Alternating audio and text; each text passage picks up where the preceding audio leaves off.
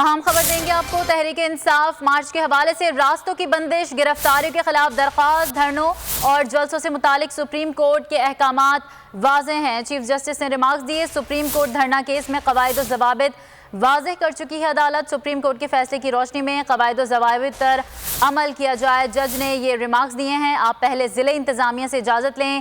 Chief justice اطہر من اللہ نے کہا، پرامن احتجاج آپ کا حق ہے۔ عدالت عمومی حکم نامہ جاری نہیں کر سکتی۔ کیا آپ بیان حلفی دے سکتے ہیں کہ کوئی واقعہ نہیں ہوگا؟ آپ بیان حلفی نہیں دے سکتے تو پھر عدالت کیسے عمومی آرڈر جاری کرے؟ تحریک انصاف مارچ کے حوالے سے راستوں کی بندش اور گرفتاریوں کے خلاف درخواست پر سماعت ہوئی۔ دھرنوں اور جلسوں سے متعلق سپریم کورٹ کے احکامات واضح ہیں۔ چیف جسٹس نے ریمارکس دیے۔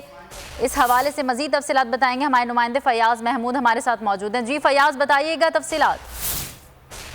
جی، آج پی ٹی آئی کی درخواست پر اسلام آباد کورٹ میں سماعت ہوئی ہے تو اسلام آباد ہائی کورٹ میں عدالت کو اطلاع کی گئی کہ اس وقت ملک بھر میں گرفتاریوں کے لیے ریڈ کیے جا رہے ہیں، چھاپے مارے جا رہے ہیں اور ہمارے کارکنوں کو ہراساں کیا جا رہا ہے۔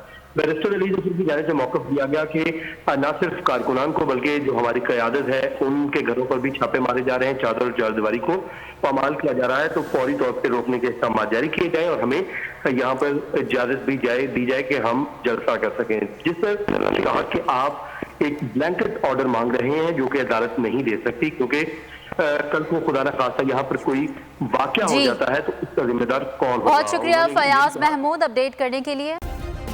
سبسکرائب کریں اور بیل دبائیں تاکہ کوئی خبر رہ نہ جائے۔